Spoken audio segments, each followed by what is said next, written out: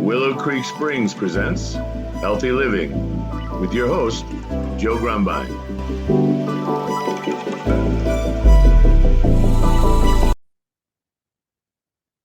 Well, hello and welcome to the Healthy Living Podcast. I'm your host, Joe Grumbine, and today we've got a very special guest. Her name is Allie Chandler, and she's the founder of Upsell Health, and she helps functional medical practitioners and supplement companies grow through heart-centered marketing strategies. She's got 11 and more years in scaling wellness brands, and this is something that I know a lot of people, myself included, who we start a business based on, a passion and our knowledge, and we get out there and we make these amazing products, and sometimes you do well, sometimes you don't, but we don't know anything about marketing. We don't know anything about how to grow a business, and a lot of them fail. So, Allie, welcome to the show. It's great to have you here today. Thanks for having me. I'm excited to chat more. Awesome. Well, why don't you tell us a little bit about yourself and how you came into this little niche? Sure. Yeah. So my background's actually in teaching. So I've kind of switched up my career a bit, but I started out teaching 12th grade writing when I was 22. So they were 18. I was just 4 years older. It was Wow, I bet that was interesting. fun. It was fun. So I did that for 4 years, and then I had decided, I wanted something more creative, more, freedom. I didn't really like having to be there at 5:45 in the morning, and then I was, staying super late, and it was just a lot of work for not much pay. So Right. I ended up quitting and going backpacking in Europe for the whole summer with a couple of girlfriends, and then had applied to some grad schools in San Francisco and was planning to move there right when I got back. And so life threw a little wrench in my plan, and I ended up getting very, very sick Oh no. while I was in Europe, and it took me a couple years and many appointments to figure out that it actually was Lyme disease. Oh no. Yeah, and I thought, I was hospitalized because of all of these pretty intense symptoms right away. I had cardiac issues, I had neurological stuff going on where all of a sudden I felt like I was walking on a boat, like on the water. It's just like my body just couldn't really process the world correctly anymore. And Hmm? was having a lot of like heart, racing and palpitations and things that I never had experienced before. And so, yeah, that's how I got into functional medicine, is because I spent about 10 years trying to heal myself. And, I did to a lot of ER appointments, a lot of specialists, a lot of different, cardiologists, pulmonologists, allergists, and went that route. And then when that wasn't really working, I switched into the functional medicine side and tried to figure out the root cause, which, for me, like I said, took about 4 years. And once I figured it out, it was a long journey of, detoxing and taking the right things and doing the right protocols to get where I am now. But yeah, so I feel very lucky to be in a career that I'm helping people that I used to be. Like I used to be the one that was like, I don't know who to work with and I don't know who to turn to, and I'm not getting Right. better. So it's great now to be feeling better and to be able to help in that way. That's wild. As a kid, I never heard of Lyme disease, and then, in the last, I don't know, 20 years or so, it seems like it's become quite a thing. I have a good friend who's spent the Mhm. last, I don't know, more than 10 years, and she's traveled all over the world finding answers, and, she's gone every route, and she's a lot closer to health than she was, but it seems like it's a really complicated problem to solve, and Western medicine just doesn't have answers. It is, yeah, and a lot of times it affects many different systems of the body, and it also, I mean, you probably know it's called the Great Mimicker. So people Right. have no idea because, like, at some point I thought it was my heart, and at some point they were like, "Oh, we think you have a brain tumor," because all these symptoms are, your dizziness and your fainting and the heart stuff and the nervous system. And I had really high prolactin, so they're like, "Well, we think you have a prolactinoma." So I went through the whole, brain tumor search. Right. Turns out I didn't. But yeah, That's it's very hard to diagnose because my symptoms were always changing and it was really hard to pinpoint. Like it would be digestive focus for like a couple weeks, and then it would be like, okay, like my brain fog and my brain's not working, and then it would be a whole bunch of immune system stuff. So they're like, oh, it may be autoimmune. And so it was really complicated to get that diagnosis, and there's not great testing for it either. There's some Right. functional tests that work, but the conventional criteria is very specific. I didn't have a bullseye rash. So Right. according to the CDC, like that wouldn't even be a consideration because I didn't have a rash, but Yeah. that ended up being what I had, even though I didn't have all of the diagnostic criteria according to them. Yeah. Yeah. And it's wild how, these, CDC and these agencies that are supposedly, the world leaders of science, they come up with these boxes that things have to fit in. And so many times, I'm just recovered from a life-threatening cancer, and the whole process of that, how they identify things. If it doesn't fit this little box, then they're like, well, we don't, Right. it's got to be this other thing or this other thing. And they have Yeah. these out of the box treatments for it, and it's terrible. But Mm. so you've got this now wealth of knowledge about the system and how it is to work with all these different practitioners, and some of them probably in big institutions and others probably little practice somewhere in the corner somewhere, some individual. And what's your take on all that, how our whole health system is? Yeah, it's interesting because I think people are becoming more open to functional medicine on the patient side.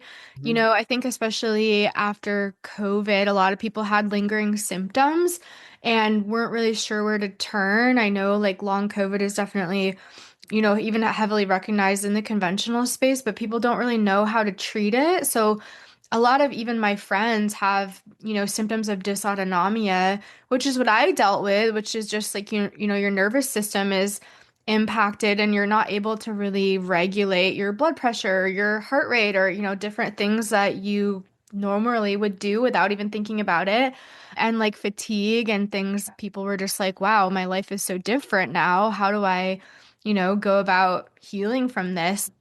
So when I worked in marketing at Microbiome Labs, I did a lot of market research on, what's going on in the supplement industry and what are the avenues and the methods and the formats that are growing. And actually one of the most popular things on the consumer side was psychobiotics, which Mhm. is like any probiotic that sort of confers a health benefit to the host. So you take a probiotic and it impacts your brain or your mood or your anxiety, or it kind of just supports your mental health in some ways.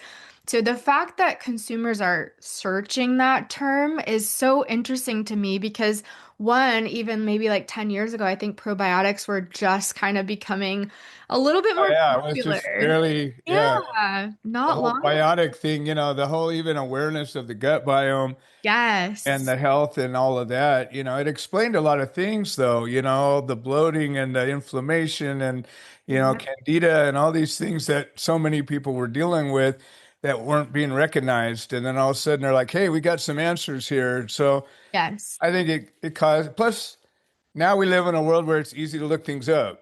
When Yeah. I was learning plants and herbal medicine, there were no computers. So I was, going to old bookstores and reading books. And Had to. that was Yeah. the only way to find anything out. And now you just click a thing or go ask Chat GPT and it all So comes true. here. So it's better, I think, for all sides, except for, you know, in a lot of ways, too much knowledge isn't better because people get bad information and good information at the same time, and they don't know which is which. Hmm. Yeah. Yeah, I'm seeing that people, practitioners that I work with are struggling with the chat GPT, people self-diagnosing more Yeah, than they ever have. And they're coming in and saying like, hey, I think I have these 8 things. I need to take these like 20 supplements because chat GPT told them that that's the right, case. But then it's kind of like peeling back the layers of, okay, maybe we can't trust AI fully to right, do our diagnosing because it doesn't know your health history and your lab results and your genetics and like your clinical presentation. There's so many things that it can't actually assess for. But right. then you read the articles. Like the other day, I saw one that was like, there was a man who used ChatGPT to help support his dog's cancer. And Yeah. then like that, had this miraculous story about his dog's cancer. So Yeah. it's Yeah. interesting. I mean, there's definitely benefits to AI, but I still think it's important to have a practitioner that kind of can take your full picture and work with you and also be able to answer if you have like a reaction to something or if it's not working for you. It is important, in my opinion, to still have someone managing your care. But just for education, like if you want to go on AI and say like, hey, what does a probiotic do? Like Right. what's a prebiotic? How do they work together? Or what are some keystone species that I should know about? I think it's fine to get education from it, but Sure. maybe not to diagnose you or give you what you should be taking. Exactly. Well, I think it's important that everybody become their own advocate and, even hiring practitioners and physicians, you're hiring them. And Yeah. and so, you're hiring them because you trust their knowledge and their background and their care for you. So, but ultimately you're the one who needs to make the best choices for yourself. So I think all of those there's wisdom in all of that. So as you're going through and dealing with all these, you found this psychobiotic. I don't know if I got the term right, but Yeah. Uh-huh. the that was something people were looking for. And what Yeah. was what do you think that the genesis of that was? Is people on psych meds, or what's the Yeah, so I know the term first came out maybe 8 years ago only was the first time it was published in a PubMed article. So it's pretty new. I yeah, think it came from a lot more functional medicine practitioners are educating on the gut-brain axis. That's definitely like a big topic I see a lot in the functional medicine space. The fact that and they communicate both ways. So if you're anxious, of course, a lot of people have experienced I'm anxious, therefore now I'm having gut issues, or I have to go to the right, bathroom, or my stomach's upset because you feel nervous. And also the other way, where it's like if you maybe have taken a lot of antibiotics and you've wiped out your gut microbiome, that can then give you anxiety because a lot of course, your neurotransmitters are created in your gut and that impacts the brain and it impacts your mood. So, I think there's a lot more education on, like you said, the fact that the gut microbiome is a really important piece of our health. And, for me, working at Microbiome Labs, they had a spore-based probiotic that was their flagship product. And so I learned a lot more about the gut microbiome and what it does for not just the brain, but also, there's the skin axis and the liver axis, and there's so many different ways that the gut kind of communicates within the body. So I think some of it is from that of people just becoming more aware that your gut health does actually impact your mood and they're looking for solutions other than just, okay, take this anti-anxiety medication, which sometimes is necessary. And I will never tell people it's everyone's individual journey. But I think a lot of people are getting to the point where they're like, is there a way I can either supplement or can I avoid this? Or, what else right. can I do? And then they kind of get into like the gut microbiome and they probably learn about it that way. But it's All it's right. really interesting. It's good to see people actually looking to find answers for themselves because if, Yeah. as much as science has progressed a lot, it's wrong more than it's not because we don't know anything. And, go back and look at the history of science and you realize, well, it's been wrong every time until Yeah. it stumbles on right once in a while. And, you got pharmaceutical companies that are driving the education, the curriculum of modern medicine. So there's a little bit of a conflict of interest, in my opinion, about Yeah. how things are. And I think that there's a little pushback now. And I think that that's where these functional medicine practitioners have a way in because people are like, I'm tired of getting prescribed stacks of pills Yeah. and not really getting cured. Yeah, no, that's definitely what I experienced in the beginning of my journey was, hey, we're just gonna put you on really strong steroid and a really strong Right. antibiotic, and either way we're covered. We have no idea what it is, but we've covered the steroid part of your immune system, and then we've also covered if it's bacterial, Right. and I did not feel good on that. It definitely Yeah. made my body crash, but yeah, and I think and part of it too, I think, is the fact that more of these conventional trainings, they're not really learning. There's not curriculum on the gut microbiome. They may talk about it in one page of like a nutrition section that Right. is like literally 1 second of their, hours and hours of education. But to be fair, like they're not learning about it in school. And so I think part of what we need to do is look at those curriculums, and I don't know the right avenue to really make those changes, but I do think that there are some parts of that curriculum in medical school that do need to be updated,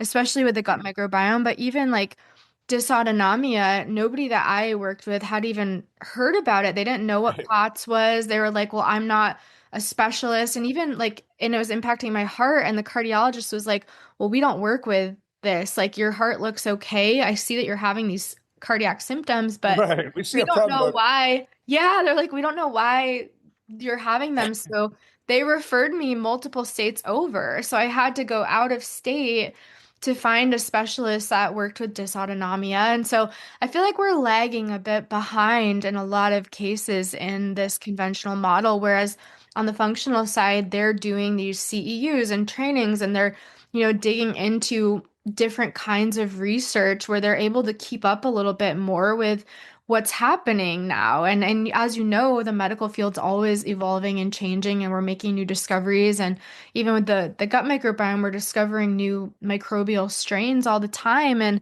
that, think about how long that takes to get into a curriculum, if it even belongs in there. It's going to be like 5, 10 years later. So oh, they say Western medicine is generally about 20 years behind the yeah. leading edge of science. And, functional medicine has got a couple of things. Number one, it's not bound by the medical institutions of usually university-based clinics and all of that, where they have, is aside from the research side of things, where there's some places to get into the cutting edge of things, but usually very limited. They've got insurance to deal with. And, insurance is very specific about what it's willing to do and not do. And if it Mhm. doesn't fit into a specific box, I mean, trust me, with my cancer treatment, I've had to go find some very, I'm sure. very rebellious doctors that knew their way around the system to get some of the things that I wanted to get done. And I pulled it off, but it wasn't Probably not easy. easy. Yeah. Most people wouldn't have been able to figure it out.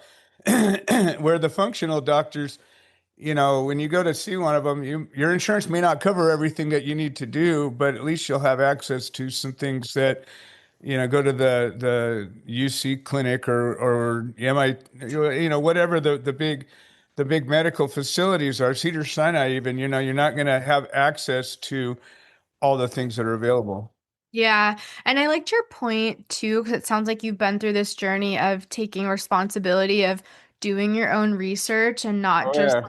whatever diagnosis and treatment they recommend off the bat. You're not just like, okay, I guess that's all there is, because it's Right. often not. Often, so my mom actually got diagnosed with breast cancer when she was 40. I'm 39. So of course Yeah. I'm thinking about, a Right. year from now, my mom got diagnosed with breast cancer, and they of course wanted chemo and radiation and all of the traditional Mm-hmm. treatments. Well, this was a while back, and she did her own research. I think it was 2005.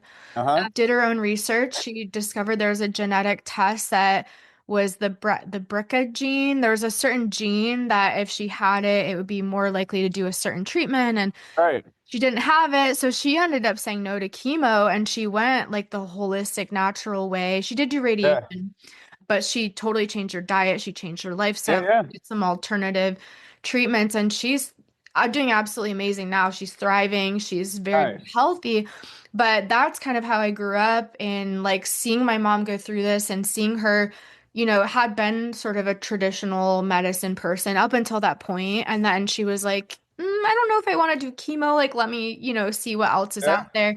And so she instilled that in me. When I got sick, I was like, okay, I'm going to do my own research and see what I can learn and see what I can bring to the table. It sounds like you've also had the same Oh experience, yeah. going a different route and trying to figure out what's best for you and your body. Mhm. Absolutely. So from this point here to where you're at with your marketing business and all of that, how did you get inspired to go that route? Like that's not necessarily something everybody's into. I mean, you went from a Mm. teaching background where you're, you have a certain training and a Yeah. thought process, and then you go to this European trip, which I'm sure was eye-opening and mind-awakening, and then you go through this medical journey, which is profoundly life-changing, and you reset all your priorities and everything. How did you go from that to marketing? Yeah, so it's funny because, yes, it seems very unrelated. I did end up getting my master's in the midst of all of this. Okay. I still moved to California. I got my master's in writing while I was attending doctor's appointments and having all of this going on. So In writing. So that still has nothing to do with marketing. yeah, well, people say that, but I do think I use my education degree and my writing degree both Okay. because I do a lot of courses and outlining courses for practitioners Okay. and, lead generation and figuring out like how do we teach people this pretty complicated content in an easy to understand way. And of course, writing, I mean, marketing is pretty much all writing. Either That's you're writing true. a All script right. for a video or an email or a landing page. So I think I do use a lot of it, but the reason I got into it is actually a little bit of a crazy story. So when I found this Lyme doctor who ended up diagnosing me through a couple of different tests, I at the time was completely bedbound. I couldn't walk and I was newly married, and my husband saw that he had a retreat on his website and he was like, we need to go. Like, we were living in Monterey. He was down in San Diego. So he was like, we could drive. Like, it's kind of far, but we can make that drive and go to this retreat. And I was like, I don't feel like I'm healthy enough to go, but he convinced me. So we ended up going. Everybody was like doing morning beach walks and yoga. And I was like, I can't do any of this, but I'm here. I'm just sitting on the couch. And so I overheard that my doctor was running it, and he Okay. said in a side conversation he had told somebody on his team, he's like, we really need writing help. We need somebody to do like writing and blogs and stuff for us. And I was like, well, I just got a degree in writing. So, and it was funny because I'm sure he was like, who is this girl who can't even walk asking me for a job? But I was like, hey, like, I actually was at the time doing copywriting for someone else in the industry remotely. And Uh-huh. I told him who I was working with, and I was like, I'm interested if would have me. And he was like, yeah, like when you get back home, just send me some information. And I said, I want an interview tomorrow, like during the retreat. And so I went home that night to our Airbnb and I did a whole bunch of research, put a little plan together, and had two interviews the next day at the retreat. They ended up hiring me. And Nice. so for maybe 4 years, I ran his clinic. I ran his back end. I did high ticket sales. I did all of his copywriting, his blogs, his emails, his summits. And so I actually learned pretty much on the job how to run a full clinic. I mean, it was literally just me and maybe his brother-in-law was doing some ads or something. But this doctor ended up creating a really popular supplement company 4 years in. And so he brought me over as his head of content. And that's kind of how I got into this space. And then we worked for a supplement company that sold to doctors. So then I met a whole bunch of other doctors. We ran events for them and, interacting with our accounts and things like that. And then I ended up working for another supplement company after that. So yeah, it really was my personal doctor who I just kind of like started working for him and followed in his footsteps a little bit. So yeah, it was really like a learn on the job kind of thing, but I think I do use a lot of my background in some ways. Nice. So from when was that you were at the retreat and working for this doctor that's running this clinic? I would say it would have to be 2017. Okay. So we've got almost almost 10 years worth of time between then and now. What have you done between these time?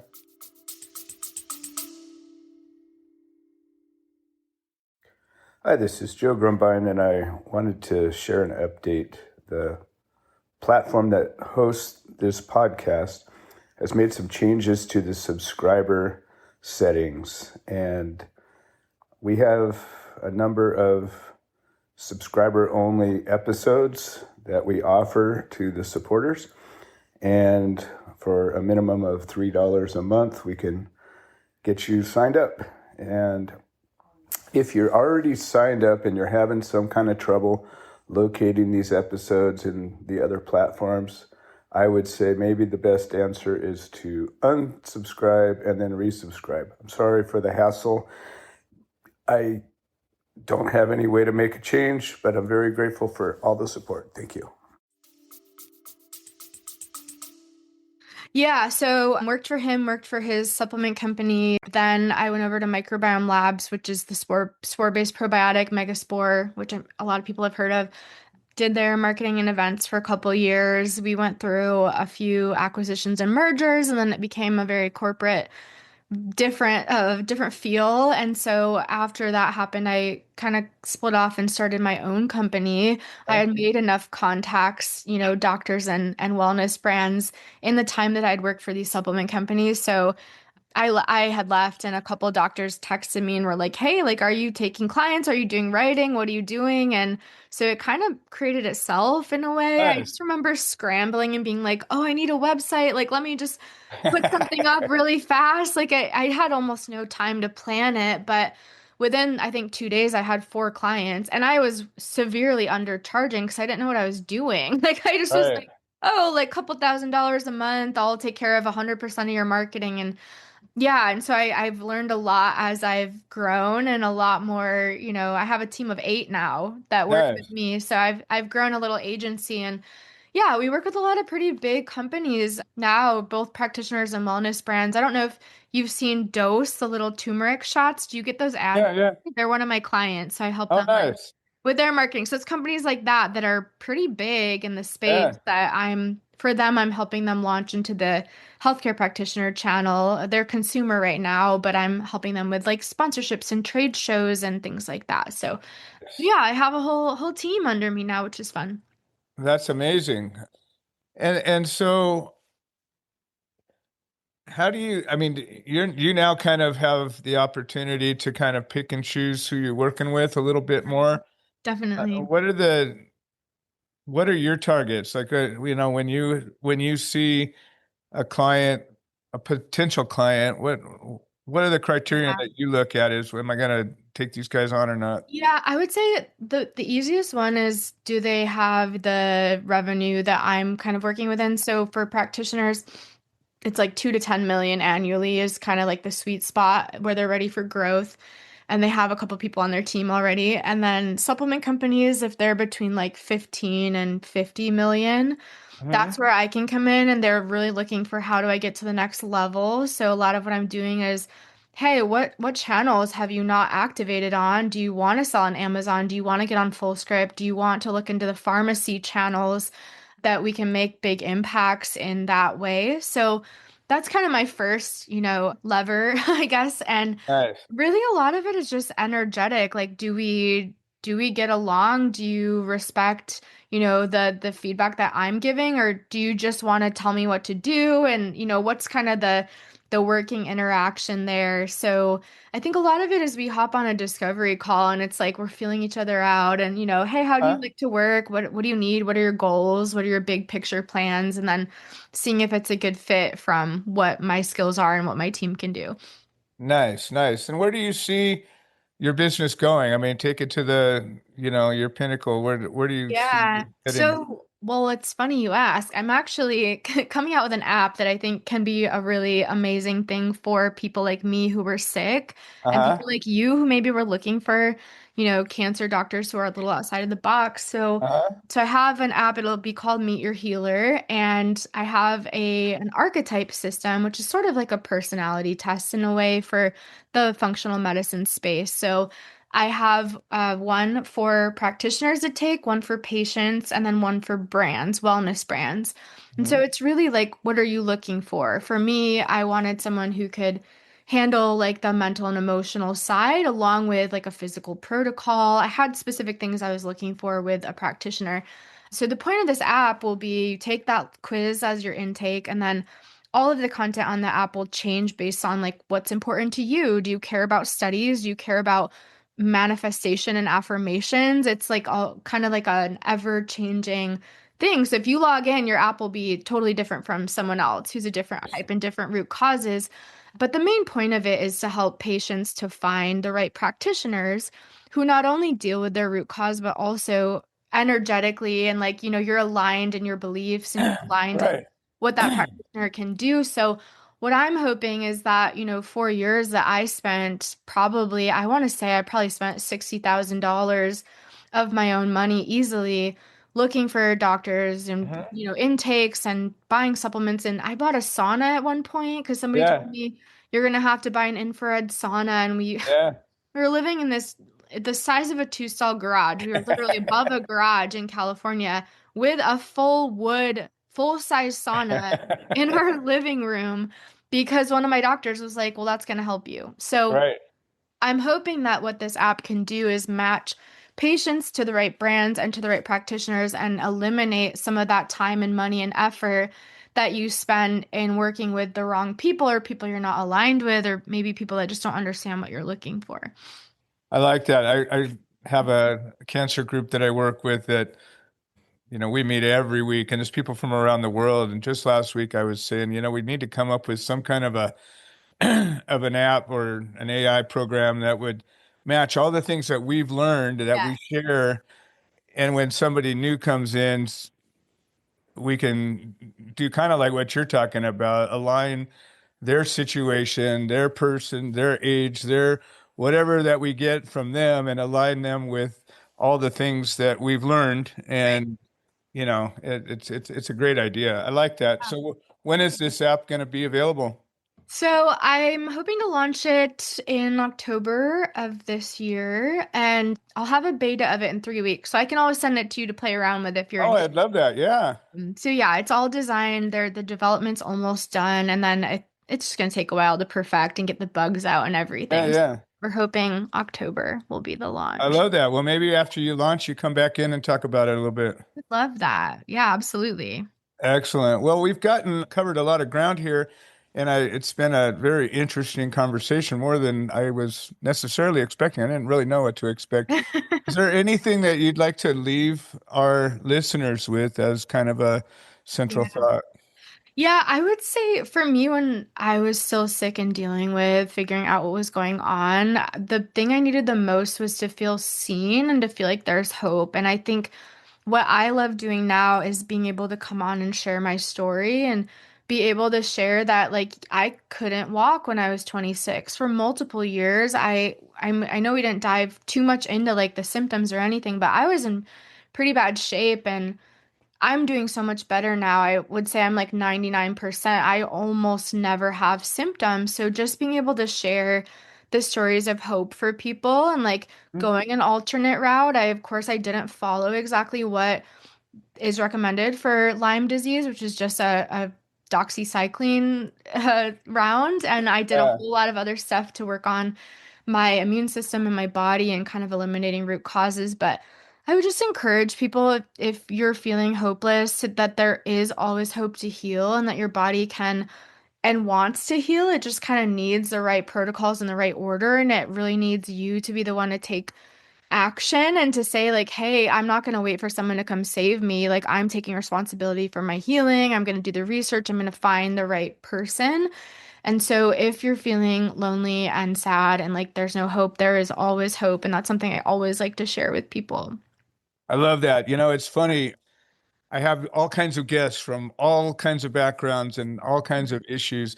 And the message that you just left us with is a very common and recurring message that comes from all different elements. I think it's really important when the same things keep coming up and they overlap all the different issues and challenges that we might find ourselves in. So that's Yeah, fantastic. absolutely. Well, Yeah. Allie, how does somebody get a hold of you if you happen to be interested in maybe getting helped out by you and your team? Yeah, for sure. Yeah. So my main page I would send people to is upsellhealth.com/archetype. And that's where you can go and pick if you're a doctor, a patient, or a brand. So you can take that quiz if you're interested. We do have a wait list for our app. If you go to meetyourhealer.com, you can jump on the wait list so that you don't miss out when that is launched. We'll send you a couple emails so that you can download it There will always be free versions because I never want to gatekeep healing because I've been through it myself. So it's open to everyone. So yeah, those are the two places that I would send people to get more information. Fantastic. Well, Allie, thank you so much for joining us today. It's been a treat.